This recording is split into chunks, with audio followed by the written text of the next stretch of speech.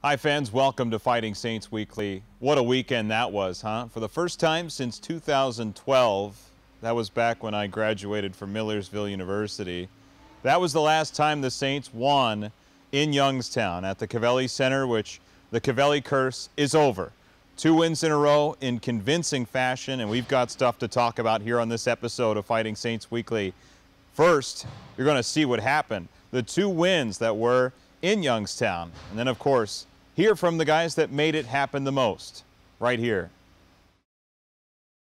So that was one good weekend, right? Head back above the 500 mark. Have an outstanding weekend. And the best way to do that is with a performance from Jackson Castor. 2 wins in a row by him, and in convincing fashion led him to be the CCM USHL Goaltender of the Week. The first nomination for one of the Saints goaltenders since Hunter Miska accomplished that back in February. So good on Jackson to have a standout weekend for the Saints and make sure that he found himself in that conversation, and really contested by perhaps only Chicago's Alex Stezka, who had similar numbers, but Jackson was one better. So he ends up as the USHL Goaltender of the Week. What's next for the Saints? Well, the road trip will be over, and that starts on Friday. It will end actually on Friday as the Saints take on the Blackhawks at Young Arena. That's going to be a tough test. Youngstown returns some outstanding players. Look at a guy like Nick Swaney, who scored 30 goals a season ago. You look at a guy like Shane Bowers, who's should end up going in the first round of this upcoming NHL draft. These are guys that you're going to have to look out for, not to mention a goaltender by the name of Robbie Baydoun, who spent 2 years in Fargo. They were not 2 good years in Fargo. He ends up in Waterloo and has a save percentage over .940 and a goals against average almost at 1. He'll likely start, if not Friday, then both, and it wouldn't shock anybody in the slightest.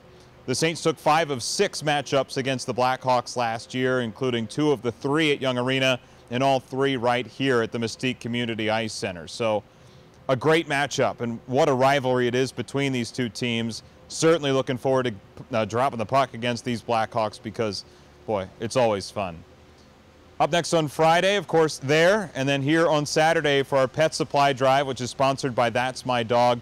And, of course, with the Pet Supply Drive coming up, here from the Dubuque Humane Society on what to expect on the night and what you should donate at the door.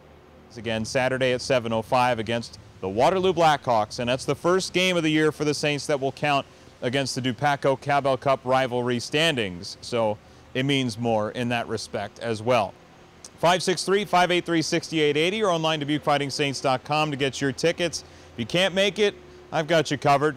Super Hits 106 is where you tune in, of course, as well. Fast Hockey, or as it's known now, Hockey TV. So we've got you covered wall to wall, and we're looking forward to the weekend because Waterloo is always a fun time. Jordan Kuhn signing off. We'll talk to you from Waterloo, Iowa, Friday night. Thanks for tuning in. We'll see you then.